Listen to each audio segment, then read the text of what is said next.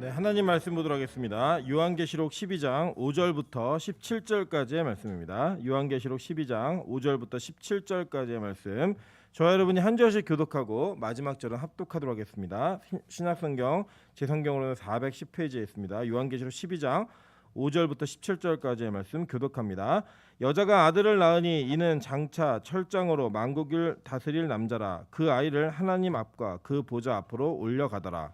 그 여자가 광야로 도망하매 거기서 1260일 동안 그를 양육하기 위하여 하나님께서 예비하신 곳이 있더라. 하늘에 전쟁이 있으니 미가엘과 그의 사자들이 용과 더불어 싸울세 용과 그의 사자들도 싸우나 이기지 못하여 다시 하늘에서 그들이 있을 곳을 얻지 못한지라. 큰 용이 내쫓기니 옛뱀 곧 마귀라고도 하고 사탄이라고도 하며 온 천하를 깨는 자라. 그가 땅으로 내쫓기니 그의 사자들도 그와 함께 내쫓기니라. 내가 또 들으니 하늘에 큰 음성이 있어 이르되 이제 우리 하나님의 구원과 능력과 나라와 또 그의 그리스도의 권세가 나타났으니 우리 형제들을 참소하던 자 곧 우리 하나님 앞에서 밤낮 참소하던 자가 쫓겨났고 또 우리 형제들이 어린 양의 피와 자기들이 증언하는 말씀으로써 그를 이겼으니 그들은 죽기까지 자기들의 생명을 아끼지 아니하였도다. 그러므로 하늘과 그 가운데에 거하는 자들은 즐거워하라. 그러나 땅과 바다는 화 있을진저 이는 마귀가 자기의 때가 얼마 남지 않은 줄을 알므로 크게 분내어 너희에게 내려갔음이라 하더라. 용이 자기가 땅으로 내쫓긴 것을 보고 남자를 낳은 여자를 박해하는지라. 그 여자가 큰 독수리의 두 날개를 받아 광야 자기 곳으로 날아가 거기서 그 뱀의 낯을 피하여 한 떼와 두 떼와 반 떼를 양육받음에 여자의 뒤에서 뱀이 그 입으로 물을 강같이 토하여 여자를 물에 떠내려가게 하려 하되 땅이 여자를 도와 그 입을 벌려 용의 입에서 토한 강물을 삼키니 합독합니다. 용이 여자에게 분노하여 돌아가서 그 여자의 남은 자손 곧 하나님의 계명을 지키며 예수의 증거를 가진 자들과 더불어 싸우려고 바다 모래 위에 서 있더라. 아멘. 네, 우리 주변에 있는 분들에게 이렇게 한번 인사하도록 하겠습니다. 이렇게 반가운 사람인지 몰랐습니다. 네, 앞뒤로도 인사하겠습니다. 앞으로는 더 반가운 사람 될 겁니다. 네, 하나님의 은혜 가운데 우리가 함께 모여 예배드릴 수 있는 시간이 이렇게 허락되었다는 것에 너무 감사하고 또 이것이 잘 유지가 되어서 교회 예배가 온전하게 회복되어지는 그날이 속히 올 거라고 믿습니다. 그것을 위해서 계속 기도해 주셨으면 좋겠습니다. 네, 오늘은 요한계시록 52번째 강의의 시간입니다. 12장 5절부터 17절까지의 말씀을 가지고 광야의 교회라는 제목으로 하나님 말씀 증거하도록 하겠습니다. 이 요한계시록 전체를 살펴보면은 이 요한계시록 12장부터 나오는 요 내용들이 요한계시록 전체 가장 가운데 부분에 위치하고 있는 내용입니다. 그 가운데 위치도 위치지만 이 내용은 구약부터 신약까지 전체 내용을 압축적으로 요약해 가지고 어떠한 일이 벌어졌고 어떠한 복음이 선포되고 있는지를 정확하게 설명하고 있는 그 장들임을 여러분 기억하시면서 이 내용을 이해하시면 조금 더 쉽게 이해하실 수 있을 거라고 생각을 합니다. 그래서 오늘은 이 내용들은 오늘 길게 읽었지만 우리 다음 시간에도 한 번 더 살펴볼 터인데 이 내용에 어떤 내용들을 여러분 잘 기억하시면 되냐면 지금 이 5절 6절에 있는 말씀을요 전체 그 뒤에는 좀 더 자세하게 해설해주고 있고 설명하고 있는 내용입니다. 그래서 이 내용을 통하여서 이 신약과 구약과 신약의 복음이 어떻게 이어졌고 예수를 통한 하나님의 교회가 어떤 일들을 경험하게 되는지를 정확하게 설명해주고 있는 내용으로 이해하시면 됩니다. 그러니까 이걸 오늘 설교를 들으시면 뭘 이해하시게 되냐면 교회가 어떤 사명을 갖고 살아가는 공동체이구나. 어떠한 사명을 가지고 끝까지 하나님을 즉 예수 그리스도를 기다려야 하는 공동체이구나라고 하는 것을 정확하게 이해하실 수 있다라는 거예요. 근데 오늘 보면은 참 재밌는 표현이 하나 나오죠. 이 12장 6절에 보면은 그 여자가 광야로 도망갔다라고 얘기해요. 그죠? 그러니까 이 여자가 누구예요? 5절에 나오는 철장으로 만국을 다스릴 남자. 그게 누구였어요? 예수 그리스도. 그죠? 그 예수 그리스도를 아이라고 표현했잖아요. 그죠? 그게 왜 그랬다 그랬죠? 어린 아이와 같은 자가 천국에서 큰 자이기 때문에 예수를 막 그 궁극주의고 막 그 제왕적인 그런 왕으로 표현한 게 아니라 아이라고 표현을 하는 거예요. 그래서 겸손의 왕이고 순종의 왕이고 희생의 왕이고 하나님의 말씀을 순종하는 왕으로서 우리에게 오셨다라는 것들을 우리 지난 시간에 배웠잖아요. 그죠? 그 왕을 낳은 여자가 어디로 도망했대요? 광야로 도망했다라고 나오고 있는 거예요. 그 광야에서 1260일 동안이라고 얘기하죠. 그죠? 여러분 이 1260일은 여러분 이미 배우셨죠. 그죠? 이게 그 11장에 나오는 두 증인이 이제 하나님의 일들을 어떻게 증거하고 어떤 기간 속에서 증거해야 되는가를 설명하는 내용들 속에서 제가 이렇게 길게 설명을 드린 내용들이 있습니다. 그러니까 쉽게 이해하시면, 압축적으로 이해하시면 예수님이 재림하시기 전까지 남은 시간을 표현하는 단어예요. 그렇게 이해하시면 돼요. 그냥 남은 시간을 얘기하는 건데, 그 남은 시간 동안에 어디로 도망했대요? 광야로 도망하여서 하나님께서 그를 위하여 양육하고 예비하신 곳이 있다라고 얘기하는 거예요. 여러분 이게 어떻게 보면 좀 아이러니한 거죠. 그죠? 이 에레모스라고 하는 이 광야는 유대의 광야에 여러분 성지순례 나중에 갈 기회가 있으시겠지만 가보시면 이 광야는 어떤 광야냐면요. 그냥 그 나무가 없는 산이라고 생각하시면 돼요. 그러니까 우리 보통 광야 그러면 사막 이런 것도 있지만 이 광야는 그냥 나무가 없는 곳, 즉 황폐하고 뭔가 이렇게 우리 그 예전에 우리 어르신들 더 어르신들 지금의 우리 백현숙 권사님이나 이런 분들은 이해하실 거예요. 보릿고개 막 이래가지고 산에 올라가서 나무 껍데기 따먹고 이렇게 이랬던 시대가 있었다라고 얘기하시더라고요. 그래서 산에는 올라가면 뭐든지 먹을 게 나옵니다. 뭐 뱀을 잡아먹든 뭘 잡아먹든 나오는데 이 광야는 전혀 먹을 게 나오지 않아요. 여러분들 기억하시는 바 있겠지만 예수님께서 광야에서 40일 동안 금식하신 이후에 이 마귀가 예수님을 시험하잖아요. 첫 번째 시험이 뭐였어요? 돌을 떡으로 만들어 먹어라 이거였어요. 그러니까 먹을 게 없으니까 보이는 건 다 뭐예요? 돌이에요. 돌. 그 돌을 떡으로 만들어 먹어봐라 라고 마귀가 유혹하고 시험할 정도로 그곳에는 먹을 것이 아무것도 없는 곳입니다. 그곳으로 하나님이 이 교회가 여자가 뭐라 그랬죠? 교회라 그랬죠. 그죠? 이 여자를 보내셨다라는 거예요. 근데 거기가 예비한 곳이라고 얘기하고 있는 거예요. 자, 성경이 이렇게 얘기합니다. 신명기 29장 5절에 보면 이렇게 얘기하죠. 주께서 40년 동안 너희를 광야에서 인도하게 하셨거니와 너희 몸에 옷이 낡아지지 아니하였고 너희 발의 신이 헤어지지 아니하였으며 라고 얘기합니다.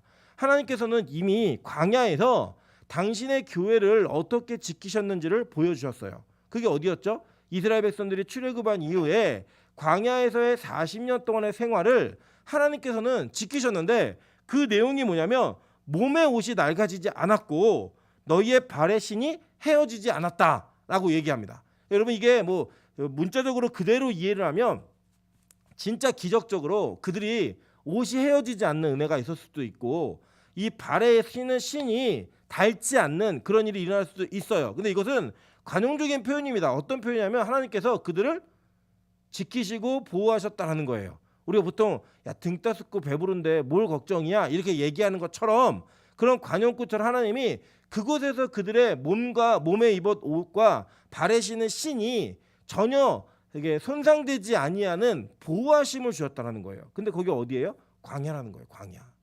그 광야에 대해 40년은 하나님께서 이스라엘 백성들을 지켰다라고 하시는 아주 상징적이고 정확하고 분명한 실예가 되었습니다. 그래서 느헤미야에서도 이렇게 얘기합니다. 주께서는 주의 크신 긍휼로 그들을 광야에 버리지 아니하시고 낮에는 구름 기둥이 그들에게서 떠나지 아니하고 길을 인도하며 밤에는 불 기둥이 그들의 갈 길을 비추게 하셨사오며 또 주의 선한 영을 주사 그들을 가르치시며 주의 만나가 그들의 입에서 끊어지지 않게 하시고 그들의 목마름을 인하여 그들에게 물을 주어 40년 동안 들에서 기르시되 부족함이 없게 하심으로 그 옷이 헤어지지 아니하였고 발이 부르트지 아니하였사오며 또 나라들과 족속들을 그들에게 각각 나누어 주심에 그들이 시온 땅 곧 헤스본 왕의 땅과 바사나 옥의 땅을 차지하였나이다. 주께서 그들의 자손을 하늘의 별같이 많게 하시고 전에 그들의 열조에게 들어가서 차지하라고 말씀하신 땅으로 인도하여 이르게 하셨으므로 그 자손이 들어가서 땅을 차지하되라고 얘기해요. 자, 그러니까 이 내용이 뭐예요? 느헤미야 시기에 느헤미야는 어떤 시기냐면 이미 이스라엘 백성들이 포로로 끌려갔다가 1차, 2차, 3차의 포로 귀환을 하는데 마지막 3차 포로 귀환을 할 때 이 느헤미야가 돌아와서 성벽을 쌓습니다. 그죠? 그러니까 그들이 이미 고난과 수초와 뭐 여러 가지 뭐 모멸과 멸시 이런 거는 이미 다 경험한 그 이후에 얘기하는 거예요. 그 땅으로 돌아오게 하신 이후에 하는 말이 뭐냐면 하나님이 너희 백성과 민족을 광야에서 이렇게 지켰던 것처럼 지금도 지키고 계시다라고 하는 표현을 얘기하는 거예요. 그러니까 이스라엘 백성들에게 하나님의 지키심과 보호하심과 그를 양육하는 이 모든 내용들은 대표되는 게 뭐였어요? 이스라엘의 40년 동안의 광야 생활 이거였다라는 거예요. 여러분 우리는요 수도 없이 성경에서 광야 생활에 어떤 은혜와 기적이 있었는지를 듣습니다. 그죠? 다 알아요.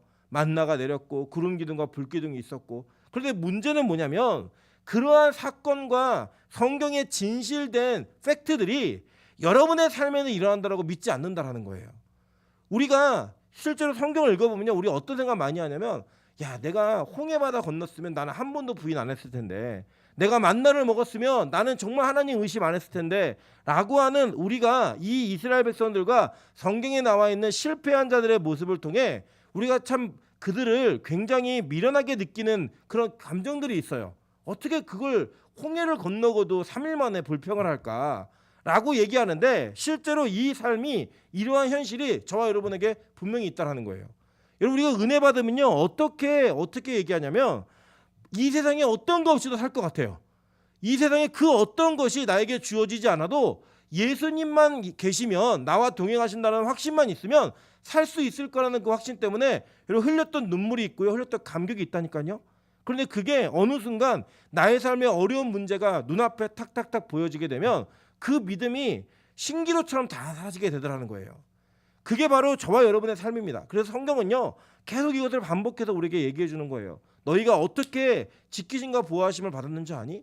여러분 지금 여기 앉아 계신 분들 가운데 예수를 영접하시고 믿는 분들은요 아마 여기 올라와서 여러분이 어떻게 예수를 믿게 됐는지 간증 한번 얘기해 보시라고 얘기하면 말 못할 사람이 한 사람도 없어요. 그죠? 아마 제 설교 길다고 얘기하시면 여러분 더 길게 하실 수도 있어요. 진짜 내가 만난 하나님, 내가 경험한 예수 그리스도, 내가 은혜 받을 때 어떻게 은혜를 받았는지 그 얘기를 풀기 시작하면 우리 진짜 밤새도록 얘기해도 너무나 많은 스토리가 여러분 삶 가운데 분명히 있으시잖아요. 그죠? 근데 그 믿음이 다 어디 갔냐는 거예요. 지금 우리가 낙심하고 실패하고 무언가 낭망함 가운데 있을 때에는 그 믿음은 없어요. 불신자 같은. 여러분의 신앙이 좋다라고 하는 건 뭐냐면요. 믿음이 계속 상승곡선만 그린 사람은 없습니다. 왔다 갔다 해요. 목사는 목사 차원에서, 성도는 성도 차원에서, 장로님 권사는 그렇게 그 차원에서 믿음의 굴곡이 있어요. 다 있다고요. 근데 그 굴곡의 파고가 점점점 작아드는 사람이 믿음 좋은 사람인 거예요. 근데 우리는 어때요? 막 성령 충만할 때 이 세상을 뒤집어 엎을 것 같다가도 그죠? 낙심하면 어때요? 불신자보다 더 못한 그런 모습을 갖는 게 우리의 모습이라는 거예요. 성경에는요 이런 역사가 계속 반복됩니다. 그래서요 하나님은 우리를 광야에 갖다 놓으시는 거예요. 이유가 뭔지 아세요? 광야는요 하나님의 은혜와 지키심과 보호하심이 없으면 단 하루도 살아남을 수 있는 그런 땅이 아니라는 거예요. 온전히 주님만을 의지할 수밖에 없는 곳에 하나님은 교회를 갖다 놓는 거예요. 여러분 이게 하나님의 진리입니다. 훈련의 방법인 거예요. 우리가 극한 상황으로 가게 되면요 우리가 가지고 있는 능력 이상의 것들이 나오기 시작합니다. 우리가 어떤 상황에 막 몰아붙여지게 되면요 그 몰아붙여지는 상황 속에서 무언가 내가 가지고 있는 실제적 내 능력이 막 발휘되기 시작해요. 이게 뭐 좋은 예는 아닌데 뭐 죄아벌을 썼던 작가는 이 그 도박을 하도 좋아해갖고 도박빚이 너무 컸어요. 그 이 도박빚을 해결하기 위해서 글을 썼어요. 그 글을 써서 한 달 동안에 쓴 글로 나온 게 뭐냐면 죄아벌이라는 책이에요. 그러니까 사람이 극한 상황에 몰리니까 잘 가지고 있는 능력이 나오는 거예요. 여러분 하나님이 여러분의 인생에 왜 극한 상황을 허락하는 줄 아세요? 하나님께서는 그 극한 상황을 통하여서 하나님을 의지하는 그 의지 속에 하나님의 일들이 진행되는 하나님만이 하실 수 있는 일들이 여러분의 삶 속에 확인되기를 원하시는 거예요. 그래서 그 과정의 훈련이 저와 여러분을 이 1260일 동안 지키게 되는 그리고 성장하게 되는 일들을 이루어내게 하더라는 거예요. 여러분 근데요 우리가 어떤 사람인 줄 아세요? 그렇게 하나님의 지키심에도 불구하고 우리의 인생은 그 지키심 가운데서도 이러한 배반을 하더라는 거예요. 잘 볼게요. 아까 읽었던 거 뒤에 연이어 있습니다. 주께서 그 땅 가나안 주민들이 그들의 앞에 복종하게 하실 때 가나안 사람들과 그들의 왕들과 본토 여러 족속들을 그들의 손에 넘겨 임의로 행하게 하심에 그들이 견고한 성읍과 기름진 땅을 점령하고 모든 아름다운 물건이 가득한 집과 판 우물과 포도원과 감람원과 허다한 과목을 차지하여 배불리 먹어 살찌고 주의 큰 복을 즐겨 싸우나. 그리고 이 뒤에는 뭐겠어요? 어떻게 배반했는지를 얘기하는 거예요. 그들이 우상을 어떻게 섬겼다. 실제로 보세요. 민수기 14장 1절부터 3절입니다. 온 회중이 소리를 높여 부르짖으며 백성이 밤새도록 통곡하였더라. 이스라엘 자손이 다 모세와 아론을 원망하며 온 회중이 그들에게 이르되 우리가 애굽 땅에서 죽었거나 이 광야에서 죽었으면 좋았을 것을 어찌하여 여호와가 우리를 그 땅으로 인도하여 칼에 쓰러지게 하려 하는가? 우리 처자가 사로잡히리니 애굽으로 돌아가는 것이 낫지 아니하랴라고 얘기합니다. 여러분, 우리 인생이 그렇게 지키신가 보호하신 가운데 있었는데 은혜가 떨어지잖아요. 그 믿음이 흔들리기 시작하면 제일 먼저 하는 게 뭐냐면 나 괜히 예수 믿었다예요. 나 괜히 이렇게 예수 믿는다 해요. 여러분, 이게 우리의 모습이라는 거예요. 우리는 그냥 본질의 뿌리까지 맨날 파는 거예요. 심었다가 뽑았다가 심었다가 뽑았다가 하니까 어떻게 돼요? 그 나무가 죽는 거예요. 여러분의 심은 것들이 거두기 위해서는요, 그 심은 것들이 눈에 보이지 않아도 지속적으로 밟아주고 물 뿌려주고 관리하고 비료주고 일들을 해야 됩니다. 그죠? 그런데 이제 그러고 나면은 갑자기 열매가 툭 열리던가요? 아니에요. 싹이 탁 나오기 시작하죠. 그 우리는 어떻게 해요? 그 싹을 보면서 반드시 열매가 있겠구나라고 기다려야 되는데 그게 못 기다리더라는 거예요, 시간을. 그래서 하는 일이 뭐냐면 잘 자라고 있나 파보는 거예요. 다 파봐갖고 진짜 있나? 나 믿음 있나? 그 또 심고 껐다에다 심고 어떻게 돼요? 뿌리가 썩어요. 그럼 믿음 똑같다는 거예요. 믿음은요, 농사지음, 경작이라고 성경은 많은 비유를 통해 얘기합니다. 그런데 우리가 믿음이라고 하는 생활을 하면서 은혜 받을 때는 이 세상을 뒤집어 엎을 것처럼 얘기하다가 흔들릴 때는 자기의 본질적인 것까지 다 의심하더라는 거예요. 내가 이렇게 예배드리는 게 맞나? 나 하나님 부르신 사람이 맞나? 내가 정말 신학을 가야 하는가? 이번에도 우리 올해 이주영 목사님이 목사 안수 받으셨잖아요. 제가 목사 안수 받기 전날 전화 통화하면서 이렇게 얘기했어요. 마지막 기회다. 도망갈 수 있는 마지막 기회다. 이 강을 건너지 않았으면 좋겠다 라고 얘기했더니 결국 건너더라고요. 이제 끝났습니다. 못 가요. 우리 노대현 전사 아직 시간이 있어요. 아직 기회가 많아요. 건너지 않을 수 있는. 이거는 뭐예요? 건너고 나면요, 그때부터는 진짜 참 이게 애매한 게, 제가 이제 저도 이제 신학을 하다 보니까 20살 때 만난 친구들이 있잖아요. 그 친구들이 시간이 오랫동안 지나가지고 각자 자기 삶의 영역들을 찾아갑니다. 대부분은 목회자가 되어 있지만 그 중에 몇몇은 목회자가 아닌 다른 길을 가는 친구들이 있어요. 있는데 참 재밌는 게 뭐냐면 아예 신학부 때 떠난 애들은 별로 이제 죄책감이 크지가 않아요. 자기 삶에서의 어떤 성공들을 거두어서 이게 있음에도 이게 자기 삶을 이렇게 영위해가는 것들이 있는데, 걔네들 안에 어떤 마음이 남아 있냐면 이렇게 얘기해요. 나는 너희들 참 부러워. 하나님의 그 부르심이 지금까지 확인되고 있다는 게 너무 부러워. 이 얘기를 하는 거예요. 그런데 이게 목사가 되어 있다가 다른 직업으로 간 친구들이 몇몇이 있거든요. 되게 힘들어해요. 자기 삶을 영위함에도 불구하고 여전히 무언가에게 쫓기고 있는 그런 마음이 든대요. 내가 이 길을 정말 가는 게 맞나? 내가 이 길이 아닌 다른 길을 선택하는 게 맞나? 라고 하는 그 갈등과 고민이 자기 인생에 너무나 큰 짐이래요. 그리고 얘기하자라는 거예요. 왜 그럴까요? 저는 다른 거 아니라고 생각해요. 물론 각자의 부르심이 있기 때문에 저는 신학을 한 모든 사람이 다 목사가 된다고 생각하지는 않습니다. 그럼에도 불구하고 그 장면과 상황 속에 만약에 현실에 대한 부딪힘이 너무나 어려워서 그 길을 저버렸다면 그는 반드시 돌아올 거예요. 다시 돌아오는 사람 참 많이 있습니다. 제가 진짜 많이 확인했고요. 나이가 지극히 드셔가지고 결국은 그 부르심 가운데 순종하는 분들을 가끔 만나기도 합니다. 그런 상황 가운데 그분들이 얘기하는 게 뭐냐면 이제야 속 시원하다는 거예요. 이제야 자기가 올바른 길을 걷는다는 생각이 들더라는 거예요. 근데 여러분, 우리 보세요. 우리 성도도 똑같아요. 우리가 믿음이 좀 흔들리기 시작하고 하나님에 대한 확신이 흔들리기 시작하면 진짜 우리 안에 여러 가지 어려운 번뇌들이 계속 생겨요. 그래서 하는 말이 뭐냐면 옛날에 좋았다예요. 하나님 몰랐을 때가 더 좋았다예요. 여러분, 사실 저는 그 이해는 합니다. 왜 이해를 하냐면 하나님의 말씀을 조금 더 깊이 알기 시작하고 하나님이 어떤 분인지를 알기 시작하면 우리 인생에 나를 주장하고 내 것을 내놓을 수 있을 만한 게 더 없다라는 걸 알 때마다 너무 큰 좌절감과 내가 그렇게 그 자리까지 가지 못하는 것 때문에 갖는 이 고통이 있어요. 우리 노대현 전사님이 금요일에 제가 설교하는 것도 들었는데 그 힘든 마음 이해해요. 다 겪어왔던 길이에요. 그러나 중요한 건 뭐냐면 결국 그 길을 넘어서지 못하는 자들에게는 결국 천국은 없어요. 분명한 건 하나님 분명히 약속하셨기 때문에 그 길에 순종하지 못하는 자에게 없다니까요. 애굽으로 돌아가자라는 그 이야기가 입에서 끊어질 때까지 하나님은 그들의 인생을 돌리시는 거예요. 여러분 보세요. 40년 동안 애굽으로 돌아간 사람 한 사람도 있었어요? 없었어요. 아예 출애굽할 때부터 하나님은 그들이 모르는 길로 인도하셨습니다. 그 길이 어떤 길이에요? 홍해길. 그들이 왔던 길을 그들이 보는 눈앞에서 덮어버리셨어요. 그 내용은 뭐예요? 돌아갈 길은 없다 해요.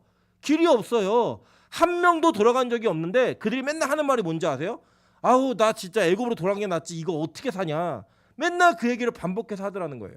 여러분 솔직히 지금 여러분에게 예수 믿지 마세요. 교회 오지 마세요 라고 얘기하면 우와 그래 나 이제 해방이다 그러고 교회 안 오실 분 있으실까요? 여기요. 교회를 안 다니고 싶은 마음에도요. 그렇게 진짜 안 오면요. 불안해요. 오늘 버스 사고가 날 것 같고 번개가 내릴 것 같은 그런 불안함이 있다 없다? 있다고요. 결국 우리 안에는 그 문제를 영원히 해결하지 못해요. 왜냐? 하나님의 부르심이 있는 사람에게는 하나님이 그 마음을 절대로 흐트러버리지 않기 때문에 우리 마음 가운데 있습니다. 그 마음이. 여러분 그게 바로 하나님이 인도하시는 길이라는 거예요. 인도하시는 길. 그래서 광야가 정말 좋은 곳이에요. 왜냐? 광야는 집중할 수밖에 없게 만들어요. 아무것도 없다니까요.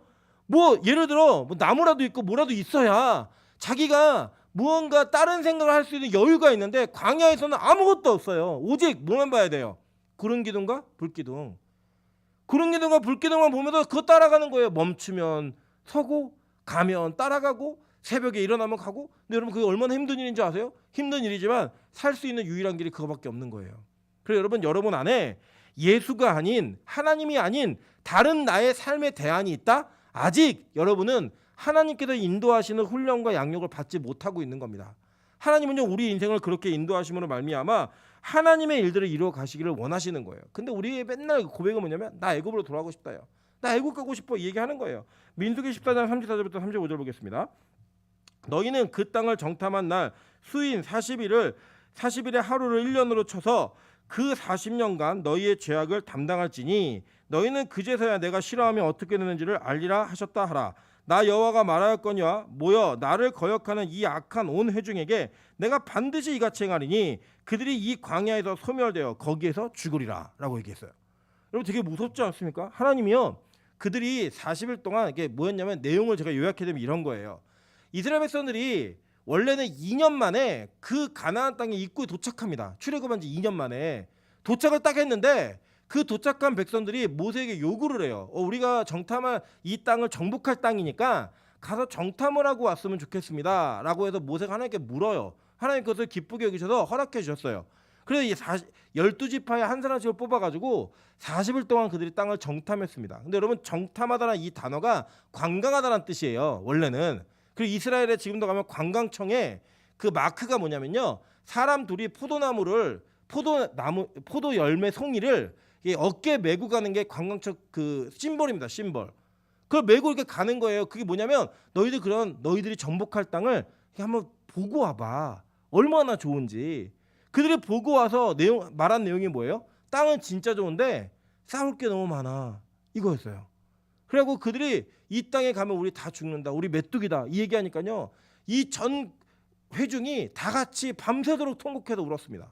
하나님이 너무 화가 나셔가지고 그들에게 뭐라고 했냐면 너희들이 죄악을 그대로 담당할 거다라고 얘기하면서 말씀하신 내용이 뭐냐면 너희 40년 동안 광야 생활할 거야. 그리고 내가 반드시 정령 이 광야에서 너희를 소멸시킬 거야 라고 말씀하셨어요. 실제로 그 일이 일어났나요? 일어났죠. 다 죽었어요. 다 죽었는데 여러분 그 죽음의 의미가 뭔지를 설명을 드릴게요. 그리고 뭐 불평하면 죽냐 이거 아니에요. 그게 아니고요. 여러분 이미 잘 기억해 보세요. 이 이스라엘 백성들은 출애굽을 할 때 세례를 받은 사람들이에요. 그죠? 홍해 사건을 통해서 이 세례를 받은 사람들에게는 뭐가 있는 거예요? 하나님이 주신 믿음이 있는 거예요. 그래서 이 사람들은 직접적으로 언급되어진 몇 사람을 빼놓고서는 다 구원을 받았다고 보는 게 맞아요. 개인으로 볼 때는. 그럼 이것을 우리에게 어떻게 적용해야 되는가? 이것들을 좀 살펴볼게요. 하나님은요 저와 여러분을 믿음 가운데 여러분의 의지가 아닌 하나님의 의지로 불러 일으키셨어요. 그죠? 그래서 출애굽을 하게 만드신 거예요. 여러분 여기도 여러분이 결단해서 믿은 사람도 없습니다. 결단해서 어떻게 이런 믿음을 가져요? 말도 안 되죠. 예수님의 부활을 믿어요? 이거는 저는 상식적으로 얘기도 안 된다고 생각해요. 그런데 이 부활이 믿어지는 게 뭐예요? 주님의 부르심이에요. 그 부르심 가운데 우리는 그 부르심을 받고요. 그 믿음의 근거를 하나님으로 두고 우리는 세례를 받은 거예요. 그런데 우리 안에 어떤 마음이 있느냐? 우리가 믿는 것은 하나님이 결정해 주신 것인데 그 믿음을 따라 사는 삶은 쉽지 않다는 거예요. 싸울 게 너무 많더라는 거예요. 외부에도 내부에도 평생 싸워야 되는 그 싸움이 있으니까 그 싸움이 싫은 거예요. 힘든 거예요. 그래서 얘기하는 거죠. 나는 이 싸움 못 싸워. 나는 이거 안 싸우고 싶어. 차라리 나 애굽으로 갔으면 좋겠어. 이 백성들이 뭐라고 얘기냐면, 야, 모세하고 아론 죽이고 우리 다 장관을 세워서 애굽으로 돌아가자. 이게 그들의 외침과 울음에 섞여 있던 고백들이었어요. 그 얘기를 한 거예요, 계속. 그러니까 하나님이요, 내가 이 백성을 소멸시키겠다라고 말씀하신 그 내용은 뭐냐면 우리의 그 옛사람을 다 죽여버리시겠다는 거예요. 그래서 여러분, 민수기 1장에서 60만이라고 하는 그 인구 숫자를 조사하고요, 27장에 또 조사를 하는데 그게 60만이에요. 별로 큰 차이가 안 나요. 그 안 나는 게 왜 그러냐면 다시 사는 1세대가 다 죽고 2세대가 그 살아남았는데 광야에서 인원이 크게 소실되지 않고 60만이라는 인원을 맞춰서 하나님의 옛사람을 죽이고 새 사람을 일으키신 거예요. 그 새 사람은 어떤 사람인지 아세요? 자기의 부모들이, 자기의 할아버지가 그 땅에서 불순종함으로 말미암아 광야에서 소멸되는 거 눈으로 본 백성들이에요. 아, 우리가 이렇게 옛사람을 죽이지 않고 불평불만을 계속하면 죽는구나라는 걸 경험하면서 그들의 인생 가운데 뭐가 있었냐면, 아, 우리가 순종해야겠다, 우리가 바뀌어야겠다, 이거였어요. 그들의 변화가 뭐였을까요? 이스라엘 백성들이 출애굽할 때는 갈라진 땅을 건넜습니다. 그죠? 그런데 그들이 요단강을 들어갈 때는 아직 갈라지지 않는 곳에 제사장들이 발에 물을 담궈버려요. 그랬더니 물이 멈춰서는 거예요. 그게 뭐예요? 믿음이에요, 믿음. 그들의 믿음이 변화되기 시작했다는 거예요. 왜요? 옛사람이 죽고 새 사람이 되었으니까. 광야에서의 훈련은 그런 훈련이었다고요. 저는 저와 여러분이 하나님께서 우리를 광야로 놓으실 때는 우리의 옛사람을 죽임으로 말미암아 하나님이 살리시는 새 사람이 되기 위한 방법 속에서 여러분 다듬어 가시는 거예요. 그래서 막 내 성질대로 안 되는 것도 경험하게 하고 내 마음대로 안 되는 것도 경험하게 하고 현실의 문제가 너무 커서 주님을 의지하지 않으면 안 될 상황들, 내 힘과 내 능력으로 해결할 수 없는 문제들, 이런 것들을 우리 인생에 그냥 막 뿌려 놓으시는 거예요. 그리고 그 광야 수교를 밀어 넣으시는 거예요. 그래서 우리 자신이 가지고 있는 자아, 교만, 이런 모든 것들이 다 무너져서 옛사람이 다 죽어야지만 하늘나라에 입성할 수 있으니까, 그 땅을 밟을 수 있으니까 그 훈련을 받고 있는 거라고요. 그 훈련을. 그 여러분 때로는 이런 모습 보실 거예요. 어떻게 목사가 저래? 어떻게 전도사가 저러지? 장로가 저러지? 권사가 저러지? 이런 모습이 우리 안에 충분히 있을 수 있어요. 왜냐? 우리는 아직 옛사람이 완벽하게 죽은 사람이 아니기 때문에, 죽어가고 있는 자들이기 때문에. 그러나 여러분 명심하십시오. 그 죽음의 싸움이, 우리 옛사람을 죽이는 그 죽음의 싸움이 여러분 안에서 전진되지 않으면 여러분 무언가 분명히 문제가 있는 거예요. 여러분 안에 그 나 자신이 예수를 오랫동안 믿었는데 직분이 자꾸 변화되고 있는데 그 직분의 변화와 예수를 믿는 신앙의 연조가 깊어짐에 따라 내 옛사람이 죽어가는 모습이 나타나고 있지 않다? 이런 분명히 문제가 있는 거예요. 신앙에. 내가 진짜 광야 생활을 하고 있지 않은 거예요. 뻗팅기고 있는 거예요. 여러분 진짜 광야로 가면요, 하나님 외에는 의지할 수 있는 게 아무것도 없어요. 아무것도. 실제로 우리 보겠습니다. 민수기 26장 63절부터 65절입니다. 이는 모세와 제사장 엘르아살이 계수한 자라. 그들이 여리고 맞은편 요단가 모압 평지에서 이스라엘 자손을 계수한 중에는 모세와 제사장 아론이 시내 광야에서 계수한 이스라엘 자손은 한 사람도 들지 못하였으니. 그죠? 다 죽이신 거예요. 다. 누구만 살았나 보세요. 이는 여호와께서 그들에게 대하여 말씀하시기를 그들이 반드시 광야에서 죽으리라 하셨습니다. 이러므로 여분네 아들 갈렙과 눈의 아들 여호수아 외에는 한 사람도 남지 아니하였더라라고 얘기해요. 이 두 사람이 왜 남았어요? 이 두 사람은요, 광야에서 가데스 바네아에서의 정탐의 사건 속에 그들의 고백한 고백이 뭐였냐면, 우리 이길 수 없다. 저들 큰 거인들 맞다. 근데 하나님이 함께 하시면 저들은 우리의 밥이다라고 얘기했다고요. 그 믿음을 보였던 사람만, 옛사람이 완전히 죽어서 하나님만을 의지하는 사람만 이 땅에 들어갈 수 있는 자격이 주어졌다는 걸 보여주고 있는 거예요. 우리에게. 이해되시죠? 무슨 말인지. 그 사람이 누구예요? 유다 지파에 있었던 갈렙이라고 하는 자. 이 사람은 원래 이 갈렙은 그 이스라엘 백성이 아니에요. 순수 혈통이 아니에요. 그리고 이 여분네 아들, 눈의 아들 여호수아는 누구예요? 여호수아, 호세아. 그죠? 예수 그리스도 이름 그대로예요. 그러니까 그 어떤 자만이 들어갈 수 있는지를 보는 거예요. 예수와 함께 주님을 의지하는 자만이 이 땅에 들어갈 수 있다. 유다 지파에 속한 그 자들만 들어갈 수 있다. 이거 보여주고 있는 거예요. 혈통으로서, 이름으로서 여호와의 구원이 어떻게 이루어지고 있는지를. 그렇게 의지가 되고 훈련이 되어지는 이 훈련의 장소가 어디라고요? 광야예요. 하나님은요, 이 교회를 그 광야에 밀어 넣으신 거예요. 여러분, 저와 여러분의 인생이 이렇게 풀려가는 것이 앞으로 교회 사명이 뭘 거라고 하는 불안한 예감이 드시죠? 그죠? 왜 슬픈 예감은 틀린 적이 없나? 하나님 틀린 적이 없잖아요. 그죠? 우리가 이 땅에 사는 동안에 교회 예수를 믿으면 뭐 복 받고 잘 되고 세상에서 부자 되고 병 낫고 이렇게 얘기하는 건요, 제가 볼 때는 성경을 제대로 연구하지 않은 사람들만 얘기할 수 있는 거예요. 하나님의 말씀을 올바르게 이해하지 않은 사람만 믿을 수 있는 믿음이라고요. 그런 일이 없다라는 게 아니에요. 여러분, 그런 일들을 이야기하기 시작하면요, 여러분보다 제가 간증이 더 많을 수도 있어요.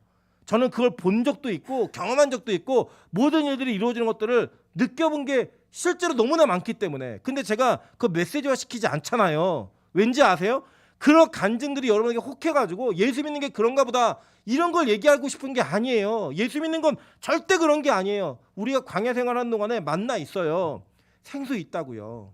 그리고 여러분, 광야에 터지는 생수와 하늘로부터 내리는 만나가 그들의 목적이었어요?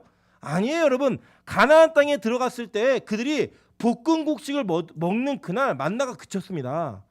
그들이 우물을 파서 그 우물에서부터 우물의 생수가 솟아나는 그날에 반석으로부터 터지는 물은 멈췄어요.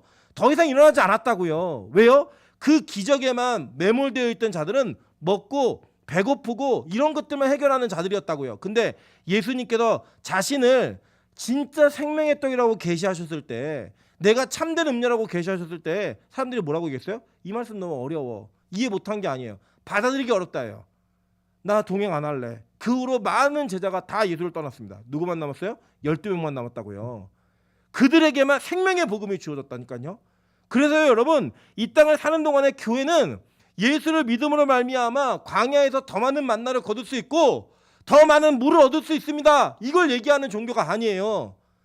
우리는 이런 은혜를 통하여 가나안 땅에 말씀과 하나님을 붙들고 입성할 수 있는 존재이고 그 땅에서 싸울 수 있는 존재입니다라고 가르쳐주는 게 진짜 교회라고요. 왜요? 이 싸움이 끝나지 않았어요. 지금도 여전히 우리 17절 보셨잖아요. 예수의 증거를 가진 자들과 더불어 싸우려고 바다 모래 위에 서 있더라. 악한 마귀가 서 있다니까요. 그 영적 싸움을 경험해보지 못했다. 영적 싸움이 여러분의 인생에 없다. 여러분, 지금 여러분에게는 뭐가 없는 거냐면 예수의 증거가 없는 거예요. 마귀가 무시하는 성도인 거예요. 마귀가 무시하는 성도. 너는 예수의 증거 없잖아. 야, 너는 안 건드려도 돼. 근데 여러분, 삶의 현장에서 영적 싸움이 자꾸 부딪힘이 있고 내 안에서 자꾸 믿음과 이 불신앙이 충돌이 있고 주변의 사람들과의 불협화음들이 계속 일어나고 여러분의 신앙을 지키기 위한 처절한 기도와 예배 현장이 있어야 되는 그분들이 계시잖아요. 나는 왜 이렇게 괴롭지? 나는 왜 이렇게 힘들지? 나는 왜 이렇게 예배 없으면 못 살지? 그게 여러분, 예수의 증거를 가진 자들과 더불어 싸우려고 하는 악한 마귀가 여러분을 대적하고 있다는 확실한 증거라니까요. 그게 여러분이 가질 수 있는 확신이에요. 그래도 마귀가 날 무시하진 않네. 마귀가 날 무시하진 않네. 이게 여러분 얼마나 큰 증거인지 아세요? 지금 이 세대가 그런 세대라고요. 악한 마귀는 이미 공중에서의 자기의 권세를 다 잃어버렸어요. 떨어져가지고 이 땅에 떨어진 자들에게 해코지하기 위해서 몸부림을 치는 거예요. 여러분, 우리가 구원받았냐 구원받지 못했느냐 이거는요, 누가 아냐면 하나님만 아시는 거예요. 목사 몰라요. 목사에게 묻지 마세요. 목사님, 저 구원받았을까요? 제가 어떻게 알아요? 저도 모르는데. 몰라요. 그건 누구만 아느냐? 주님만 아시는 거예요. 심판대 앞에 섰을 때 예수 그리스도가, 여러분, 심판대 앞에 서면요, 여러분이 지은 인생의 모든 죄악이 다 낱낱이 고발되게 돼 있어요. 그때 누가 오른손을 와서 딱 잡는 거예요. 딱 봤더니 예수님이에요. 그럼 천국 가는 거고 누가 오른손을 딱 잡는 거예요. 딱 봤더니 마귀 새끼가 잡았어요. 지옥 가는 거예요. 그냥 다른 거 없어요. 그냥 거기서 결판 나는 거예요. 거기서. 그게 우리의 믿음의 본질이라고요. 목사 몰라요. 마귀도 몰라요. 그래서 마귀는 이 땅에 내려와서 여러분이 가지고 있는 신앙생활과 이런 것들 다 무시한 채 어떤 사람도 다 건드리는 거예요. 왜냐? 이미 마귀는 성공한 적이 있어요. 누구에게요? 하와에게. 그 성공한 적이 있으니까 누구든 다 갖다 해코지하는 거예요. 꼬시는 거예요. 자꾸 무너뜨리려고 하는 거예요. 여러분, 믿음이 생기면 마귀의 유혹이 끊어질 것 같습니까? 절대 그렇지 않습니다. 제가 확신 있게 말씀드릴 수 있어요. 여러분 이 마귀의 공격은 언제까지냐? 평생 죽는 그날까지. 그럼 이 마귀의 공세는 역사 속에 언제까지나? 주님 오시는 그날까지 계속이에요. 왜냐? 혼자 무저갱에 들어가는 게 분한 거예요. 미치겠는 거예요. 그래갖고 다 해코지라는 거예요. 그래서 우리 성도는요 다 노출되어 있어요. 근데 이 마귀의 공격을 안 받을 수 있는 방법이 딱 한 가지가 있어요. 뭐냐? 마귀랑 같이 편먹으면 돼요. 깐부하면 돼요. 마귀랑. 마귀는 내 깐부. 하는 순간 여러분은 마귀의 사역자가 되어서 놀랍게 사용받는 거예요. 놀랍게. 광야 없어요. 이미 마귀가 목적이 뭐예요? 우리를 쓰러뜨리고 넘어뜨리는 게 목적인데 쓰러지고 넘어진 적에 뭘 해코지를 해요? 오히려 나를 더 잘 섬기라고 축복해 주죠. 그래서요 하나님을 섬기지 않는 사람들 중에 이 땅에서 잘 되는 사람들 많은 거예요. 악인들이 승승장구하는 모습을 우리 더 많이 보는 거예요. 근데 그걸 보면서 부러워한다? 그게 여러분 하나님을 멸시하는 거예요. 멸시하는 거. 여러분은 예수의 증거를 가진 자이기 때문에 이 광야에서 악한 마귀와 싸울 수밖에 없고 그들의 공격을 받아낼 수밖에 없는 자들이에요. 보세요. 사도행전 7장에 그래서 7장 38절부터 41절에 이 스데반이 설교를 하다가 구약의 교회를 이렇게 표현합니다. 시내산에서 말하였던 그 천사와 우리 조상들과 함께 광야 교회에 있었고 라고 얘기해요. 요한계시록을 스데반은 못 읽었잖아요. 그런데 스데반도 광야에서 뭐가 있었대요? 교회가 있었다라고 얘기하는 거예요. 지금 누가 이 교회의 사명을 가지고 있는가? 구약의 성도들은요 오실 예수 그리스도를 기다리고 그 아이를 낳기 위해 이 광야의 교회의 생활을 한 거예요. 그죠? 그런데 보세요. 오늘 본문의 이 뒷부분 보니까 이 용이 13절에 보면 자기가 땅으로 내쫓긴 것을 보고 남자를 낳은 여자를 박해하는지라 라고 얘기해요. 그죠? 남자를 낳은 여자를 박해하는 거예요. 이 전에는 아이를 낳으면 그 아이를 삼키려고 기다렸었잖아요. 그죠? 근데 이제는 아이를 낳은 여자를 어떻게 해요? 박해하고 있는 거예요. 그게 지금 어느 시대냐? 저와 여러분이 살고 있는 신약의 시대인 거예요. 예수 그리스도가 오신 이후에 이 모든 세대를 다 얘기하는 거예요. 그래서 교회는요 반드시 이 용의 핍박을 받을 수밖에 없어요. 그런데요 놀라운 사실은 하나님께서 이 광야를 하나님의 뜻대로 나중에는 결국 바꾸신다라는 거예요. 어떻게 바꾸나 한번 보실까요? 보세요. 이사야 35장 1절부터 10절입니다. 광야와 메마른 땅이 기뻐하며 사막이 백합화 같이 피어 즐거워하며 무성하게 피어 기쁜 노래로 즐거워하며 레바논의 영광과 갈멜과 사론의 아름다움을 얻을 것이라 라고 얘기해요. 여러분 그래서 우리 옛날에 어린이 찬양 중에 이런 찬양이 있었거든요. 사막에 샘이 넘쳐 흐르리라. 아시죠? 그게 이사야가 봤던 그 환상을 보고 계시를 보고 기록한 성경이고 그 성경을 찬양으로 만든 거예요. 근데 하나님은요 이 광야에서의 훈련을 어떻게 바꾸신다고 얘기하냐면 샘이 넘쳐 흐르는 곳으로 하나님의 땅으로 바꾸신다는 거예요. 그래서 이 내용이 다 성경에 있는 내용이 우리에게 이 모든 것들을 말미암아 광야에서의 모든 사람들이 어떻게 바뀌어지는가를 설명하고 있는 거예요. 그 땅에서의 고난과 훈련을 다 버텨내면 이 땅이 광야가 바뀐다는 것을 얘기하고 있어요. 계속 한번 보실게요. 8번 한번 보겠습니다. 계시록 21장 1절부터 2절입니다. 또 내가 새 하늘과 새 땅을 보니 처음 하늘과 처음 땅이 없어졌고 바다도 다시 있지 않더라. 또 내가 보매 거룩한 성 새 예루살렘이 하나님께로부터 하늘에서 내려오니 그 준비한 것이 신부가 남편을 위하여 단장한 것 같더라 라고 얘기해요.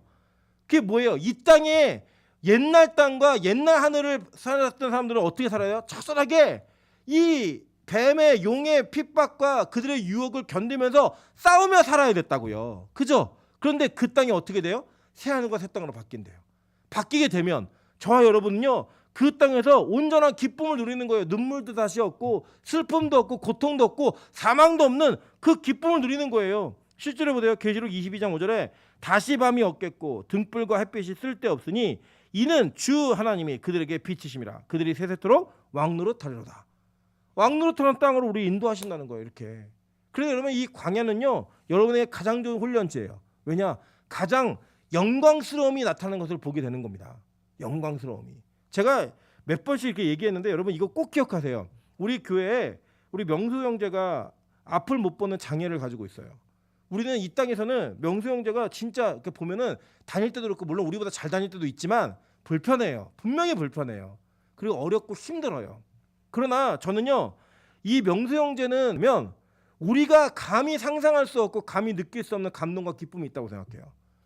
보게 되거든요. 놀라운 것을 보게 돼요. 이 땅을 사는 동안에 누구보다 불편했어요. 누구보다 힘들었다고요. 그런데 그 힘들었던 삶이 하나님 나라에 입성하자마자 어떻게 변하는 줄 아세요? 가장 영광스러움으로 변하는 거예요. 그래서 이 땅에 광야의 교회가 힘들면 힘들수록, 이 땅의 삶이 고난되면 고난될수록 여러분은 천국에서 이 세상 그 어떤 것과도 바꿀 수 없는, 누구하고 비교할 수 없는 영광스러움을 누리는 거예요. 그래서 때로는요, 우리 성도들 가운데도 야, 저 사람은 진짜 고난이 많다. 목사 친구들 가운데도 어떻게 저렇게 고난이 있을까? 부인도 아프고 자기도 아프고 자식도 아프고 그런 가정들을 가끔 보게 됩니다. 그럼 우리는요, 그런 스토리를 들으면서 눈물 지을 수도 있고요, 불쌍하게 여길 수도 있어요. 그거 맞아요. 맞는 감정이에요. 그러나 하나님 관점에서 보자고요. 그분들이 불공평한 삶을 사나요? 저는 아니라고 생각해요. 하나님 관점에서는요, 그들은 이 새하늘과 새 땅에서 그 어떤 사람도 누릴 수 없는 자유함과 해방과 기쁨과 영혼의 안식을 누리는 거예요. 그걸 위해서 이 땅에 남들보다 더 굴곡진 광야의 생활을 하게 만드시는 거예요. 그게 바로 교회의 모습인 겁니다. 우리 교회 안에도요, 다 형편이 달라요. 다 자기의 삶이 달라요. 그래서 남들의 삶을, 남들의 고통과 아픔을 다 이해할 수 없어요. 자기가 경험한 것만 공감할 수 있는 거예요. 어떤 어려움이 있는지, 어떤 아픔이 있는지, 여러분 그걸 어떻게 목사가 다 이해합니까? 어떻게 성도가 다 그걸 품어주나요? 부부간에도 다 안 돼요. 부모 자식 간에도 그걸 다 할 수가 없어요. 대신 아파주고 싶을 뿐이지 그렇게 아플 수도 없다고요. 그런데 여러분, 그 삶이 너무나 힘들지만 그 힘든 삶을 우리가 왜 격려하고 왜 기도하는 줄 아세요? 그 삶을 통해, 그 광야를 통해 우리가 경험할 수 없는 사막의 샘이 넘쳐 흐르는 백합화가 피는 그 영광을 맛보는 은혜가 기다리고 있기 때문에 유일한 소망인 예수 그리스도를 소개할 수밖에 없는 거예요. 이 예수라는 그 길을 통과하고 나면, 그 예수라는 그분의 품에 안기고 나면 지금의 삶이 어땠든 간에 나중에 그 영광을 경험할 수 있기 때문에 유일한 소망이 예수 그리스도를 얘기할 수밖에 없는 거예요. 오늘 교회는 그렇게 사는 겁니다. 오늘의 교회는 그 삶을 붙들며 사는 거예요. 하나님은요, 이렇게 약속하셨어요. 그래서 독수리 날개같이 그들을 품는다고. 오늘 보세요. 14절에 보니까 그 여자가 큰 독수리의 두 날개를 받아 광야 자기 곳으로 날아가서, 광야가 자기의 곳이래요. 자기의 곳.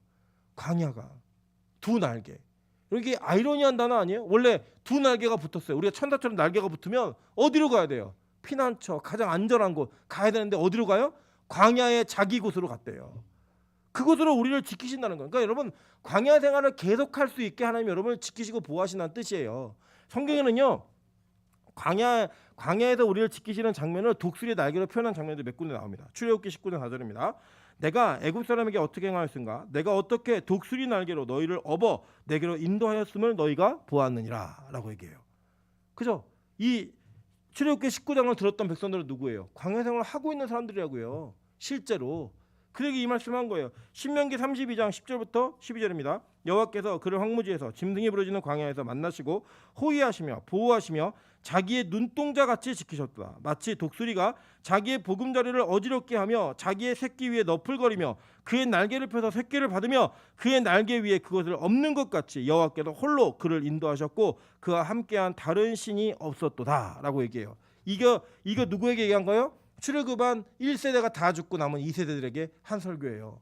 근데 여기 보니까요, 독수리의 날개로 이게 지키시는 그 장면 속에 뭐가 나오냐면, 독수리가 자기의 보금자리를 어지럽혔다는 거예요. 그게 뭐냐면, 독수리는 절벽에다가 둥지를 짓습니다. 둥지를 짓고 거기 새끼를 기르는데, 새끼가 나를 때가 되면요, 독수리가 어떤 일을 하냐면 이 둥지를 다 부셔버려요. 떨어뜨리는 거 일부러. 그래서 독수리가 아빠가 던지고 엄마가 밑에서 받아요. 네. 그리고 또 위로 올라가서 공중에서 던져요, 새끼를. 그럼 또 떨어질 때쯤 또 받아요. 계속 그 일을 반복을 해요. 어떻게 하기 위해요? 날게 하기 위해서. 나는 법을 가르치는 거예요. 나는 법을. 그래서 어느 날 떨어뜨렸는데 새끼가 그래 네 새끼 줄게 내 새끼 주냐 그러면서 버티다가 내가 엄마 아빠 믿으면서 못 살겠다라고 하면서 날갯짓을 막 하기 시작했을 때 그가 공중에 뜨기 시작하는 거예요. 그때 아는 거예요. 아, 이것 때문에 우리 엄마가, 이것 때문에 우리 아빠가 날 여기 던졌구나. 여러분, 가끔 우리 그 인생에 그런 일 있지 않으세요? 너무 고난이 힘들었는데 그 고난을 통과하고 나서 아, 하나님이 이래서 나를 이렇게 인도하셨구나. 하나님이 이것 때문에 나를 이 지경까지 몰아오셔서 이것을 깨닫게 하시기 위해 나를 붙드셨구나.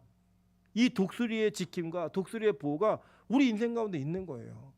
여러분 인생 가운데 스토리를 얘기하다 보면 굴곡진 인생들이 있으시잖아요. 지금은 이해 안 될 때 있어요. 왜 나한테 이렇게 하시지? 왜 하나님이 나한테 이런 대우를 하시지? 내 삶에 왜 이런 일이 벌어지지? 이해 안 돼요. 저도 목사인데 가끔 설명 못 하겠어요. 목사님, 제 인생에 왜 이런 일이 벌어질까요? 모르겠어요. 저도 답을 정확히 말해줄 수가 없어요. 그때 뭐라고 얘기하냐면 잘 모르겠습니다. 그러나 하나님은 반드시 뜻이 있으실 겁니다. 기도해 보시죠. 기다려 보시죠. 이 얘기에는 정말 할 게 없어요. 그런데 지나고 나서는요, 저는 확신하는 게 한 가지가 뭐냐면, 지나고 나서 반드시 그 사건과 상황을 통해 우리들에게 깨닫게 하신 하나님의 은혜가 있더라는 거예요. 그 독수리의 날갯짓을 위해 하나님은 계속 우리를 던지시는 거예요. 여러분, 그때마다 우리 불평했잖아요. 똑같이 불평했잖아요. 그래, 네 새끼 주지, 내 새끼 주냐, 죽여라. 제가 그랬다니까요. 제가 하나님 어떻게 이 지경까지 사람을 몰아붙입니까? 어떻게 이 지경까지 이렇게 몰아붙이시죠? 그래요, 나 죽어줄게요. 내가. 그런데 하나님이 그 상황 가운데 하나님이 날갯짓을 하게 만드시는 그 장면을 통하여 내가 이래서 그렇게 한 거야 라고 하는 걸 깨닫게 하시더라고요. 저는 여러분 인생에도 동일한 일이 벌어질 거라고 믿습니다. 왜냐? 하나님은 여러분을 독수리의 날개로 지키고 계시기 때문에, 하나님은 여러분을 그렇게 날개 하시기를 원하시기 때문에, 그래서 어려운 일이 있을 수 있는 거예요. 낙심할 만한 사건이 벌어질 수 있는 거예요. 그러나 그 상황에서 하나님 반드시 여러분에게 원하시는 것, 그리고 성장하게 하시는 것이 있더라는 거예요. 믿으십니까? 그걸 믿으시면서 지금의 상황을 인내하시고 받아들이시는 거예요. 날갯짓을 해보는 거예요. 오늘은 내가 못 날았지만 내일은 날아야지. 이걸 하는 거예요. 절대로 여러분을 그냥 두지 않으세요. 오늘 뭐라고 얘기해요? 눈동자같이 지키셨도다. 이렇게 얘기해요. 눈동자같이 지키셨도다. 네. 그렇게 지키시는 하나님의 은혜가 있는 거예요. 날개로 없는 은혜가. 그 은혜처럼 이 교회를 보호하셔서 어디로 인도하세요? 광야에 갖다 두시는 거예요. 광야에. 그런데 이 광야에서 어떤 일이 있냐 보니까요, 여자의 뒤에서 뱀이 그 입으로 물을 강같이 토하여 여자를 물에 떠내려가게 하려 하되, 이 물이라고 하는 이 내용은 구약과 신약의 모든 성도들에게 이제 어떤 미지의 세계예요. 그리고 특별히 구약을 알고 있는 성도들에게는 물은 심판의 상징이에요. 홍수 심판이 있었잖아요. 그래서 이 물이 성경에서는 물론 생수라는 단어로 좋게 표현된 것도 있어요. 그건 이제 나중에 제가 그 본문이 나올 때 설명을 드릴게요. 그런데 물에 대한 이미지는 사망과 심판, 이것을 그대로 재현하는 거예요. 자, 그래서 이렇게 얘기합니다. 시편 18편 4절부터 5절입니다. 사망의 줄이 나를 얽고 불의의 창수가 나를 두렵게 하였으므로, 이게 홍수예요. 창수가. 스월의 줄이 나를 두르고 사망의 올무가 내게 이르렀도다 라고 얘기하면서 사망, 지옥 이런 거 딱 얘기하다가 그 목록 속에 뭐가 있어요? 불의의 창수 이렇게 얘기해요. 그죠? 뒤에 볼게요. 시편 144편 7절입니다. 위에서부터 주의 손을 펴사 나를 큰 물과 이방인의 손에서 구하여 건지소서라고 얘기해요. 큰 물로부터 나를 건져달라고 얘기하는 거예요. 보세요. 에레미야 17장 13절 보니까요, 이스라엘의 소망이신 여호와여, 무릇 주를 버리는 자는 다 수치를 당할 것이라. 무릇 여호와를 떠나는 자는 흙에 기록되오니 이는 생수의 근원이신 여호와를 버림이다 라고 얘기하면서, 이 생수, 여호와와 연결되지 않는 물은 다 죽음과 심판을 얘기하는 거예요. 이 심판을 얘기하는데, 지금 여기 보면 뱀이 입으로 물을 강같이 토해서 여자를 물에 떠내려가게 하더라는 거예요. 여자가 뭐예요? 교회였잖아요. 교회를 물로 떠내려가게 하려고 이 공격을 하는 거예요. 지금 공격을. 근데 이 공격이 어떤 공격이나, 이 시대에는요 말씀이 홍수처럼 많아요. 진짜 인터넷 틀고 유튜브만 들어가 봐도요, 무슨 말씀이 원하는 말씀 다 들을 수 있어요. 창세기 1장 쫙 뜨고 2장 쫙 뜨고 본문 딱 다 떠요. 다 뜨는데요, 제가 보면요 거기에는 대부분 신천지도 많이 있고요, 여러분이 혹할 만한 사람들이 많이 인기 있게 듣는 유튜브에 있는 영상들이나 돌아다니는 정보들 있잖아요. 거기에 너무 죄송한 표현이지만 안 들어야 될 사람들 진짜 많아요. 성경적이지 않은 해석들, 말도 안 되는 이 땅의 축복만을 강구하는 이런 내용들, 이런 내용들이 수도 없이 널려 있어요. 그런데 너무 놀라운 사실은요, 그런 교회가 부흥해요. 그런 교회가 사람이 모여요. 그러니까 유혹이 될 때가 있다니까요. 정말로. 이렇게 해볼까? 저는요 제가 이제 사역했던 교회들 쭉 있었잖아요. 사역한 교회 부임을 하면 진짜 제가 이렇게 20명 되는 팀을 맡으면 6개월도 안 돼서 80명, 100명 이런 일이 계속 반복적으로 일어나고, 가는 부서마다 한 교회 빼놓고는 다 100가 이상의 부흥을 다 했어요. 그런 경우를 다 해봤어요. 저는요 부흥이 어떻게 일어나는지를 알아요. 하나님의 부흥이 아니고 인간적으로 어떻게 하면 경쟁시키면 돼요. 경쟁시키면서 딱 붙여놓고 잘하는 사람 막 칭찬해주고 못한 사람 막 밟으면 둘 중에 하나래요. 떠나든지 살아나려고 노력을 하든지. 그러면서 막 서로 경쟁을 합니다. 그걸 교묘하게 이용을 하면 교회는 늘어요. 어떻게든 사람을 불러와요. 어떻게든 전화해서라도 끌어내요. 안다고요, 그거를. 근데 제가 어느 순간 하나님의 은혜 가운데 그게 복음이 아니라는 걸 경험하게 됐어요. 그렇게 하는 것이 사꾼의 모습이라는 걸 경험하게 하셨어요. 제가 그걸 다 버린 이후에는요, 다른 거 안 해요. 저는요, 하나님의 말씀만이 온전히 증거되는 일에 최선을 다해요. 그게 진짜 하나님의 부흥이라고 저는 믿어요. 더 교인 안 늘어도 괜찮아요. 하나님의 백성이 하나님께서 모아주시는 거지 사람이 모는 거 아니니까. 그러나 저는 더 어려워지더라도 하나님의 복음만을 외칠 수 있는 강단의 힘이 이 교회를 떠나면 안 된다고 저는 믿고 있습니다. 제가 이 교회 강단에 서는 한 저는 그 신조를 버리지 않을 거예요. 그게 제 믿음이에요. 절대로 타협하지 않습니다. 사람들이 원하고 요구하는 것들 그것이 성경적이면 괜찮지만 그게 아니라 그러면 타협하지 않아요. 왜요? 하나님의 종이지 사람의 종이 아니에요. 제가 이 교회 올 때도 말씀드렸잖아요. 사람의 눈치 보지 않겠다고, 하나님 눈치만 보겠다고. 그게 제가 가지고 제가 앞으로 이 강단을 지켜야 될 저의 유일한 존재 이유예요. 여러분 그렇게 지켜갈 때 때로는 그 말씀이 여러분을 찌를 때도 있고 불편하실 때도 있을 거예요. 왜 저렇게까지 말하지? 꼭 저렇게 극단적으로 표현해야 되나? 그러나 그게 맞는 말씀이라면, 그게 성경의 말씀이라면 여러분 적어도 우리 교회는 토한 강물과 같은, 뱀이 토한 강물과 같은 그런 물이 흐르는 곳이 아니구나라는 것을 여러분 기쁘게 여기시면 좋겠어요. 이 강단에서의 찔리는 말씀을 통하여 여러분의 죄가 드러나고 여러분의 삶에 고쳐야 되는 부분, 바뀌어야 되는 부분들이 자꾸 발견되어지면 그 발견되는 걸 통해 아프다니까요. 여러분 수술할 때 안 아픈 수술이 어디 있어요? 마취하니까 안 아픈 척 느껴지는 거지 마취 풀리면 다 아파요. 그러나 그 과정을 겪지 않으면 환부가 낫지 않는다니까요. 병이 고쳐지지 않는다니까요. 그래서요 강단은 불편해야 돼요. 여러분 저는 편할 것 같습니까? 여러분 제가요 잘해서 전하면 저는 바리새인이에요. 제가 항상 말씀드리잖아요. 저는 이런 거 똑같이 죄인이에요. 그래서 이 말씀을 전하고 얘기할 때 여러분이 느끼시는 부담감 이상으로 저는 더 부담감이 있어요. 근데 그 부담감 때문에 이걸 포기하고 싶을 때도 많아요. 이거 얘기 안 하고 그냥 쓱 지나가면 안 될까? 이건 나중에 말하면 안 될까? 내가 할 수 있을 때? 근데 그게 안 되더라니까요. 하나님이 가만히 두시지 않아요. 그걸 얘기하고 말하는 게 저에게도 불편함이에요. 근데 그 불편함이 우리를 살린다니까요. 우리를 지킨다니까요. 우리를 보호한다니까요. 그래서 여러분 그들 위해 계속 기도하셔야 돼요. 우리는 그 싸움을 싸우는 존재들이기 때문에. 여러분 이스라엘 백성들이 왜 망했는지 아십니까? 아모스 8장 11절입니다. 주 여호와의 말씀이니라. 보라 나를 잃을지라 내가 기근을 땅에 보내리니 양식이 없어 주림이 아니며 물이 가람이 없어 가람이 아니여 여호와의 말씀을 듣지 못한 기갈이라 라고 얘기해요. 왜 망했어요? 기근이 있는데 기근을 보내는데 그 기근이 무슨 기근이냐면 여호와의 말씀이 없는 기근이라는 거예요. 양식이 없는 기근보다 더 심각한 기근. 그래서 망한다는 거예요. 여러분 하나님의 말씀을 온전하게 아는 일은요 우리가 목숨 걸고 해야 되는 일이에요. 앞으로 우리가 매일 예배를 드리면서 매일 예배 드리는 그 가운데 한 날을 우리 하나님의 말씀을 배우는 성경 공부의 날로 정해서 배울 겁니다. 이유는 다른 거 아니에요. 우리가 하나님의 말씀을 알아야지만 올바르게 예배할 수 있고요. 하나님의 말씀을 정확히 이해해야지만 올바르게 기도할 수 있어요. 그래서 그 과정을 같이 누리는 거예요. 그 과정을 누리면서 진짜 하나님을 몰라서 말씀을 듣지 못해서 죽는 일은 안 하겠다는 거예요. 이 교회에 강단에 말씀이 말라서 기근이 있는 이런 일을 만들지 않겠다라는 거예요. 그래서 저 기도할 겁니다. 더 부르짖을 겁니다. 더 말씀 앞에 온전히 서기 위해 노력할 겁니다. 보세요. 디모데후서 4장 3절부터 4절입니다. 때가 이르니 사람이 바른 교훈을 받지 아니하며 귀가 가려워서 자기의 사욕을 따를 스승을 많이 두고 또 그 귀를 진리에서 돌이켜 허탄한 이야기를 따르리라. 언제요? 말세에. 마지막 때 이런 일이 벌어진다는 거예요.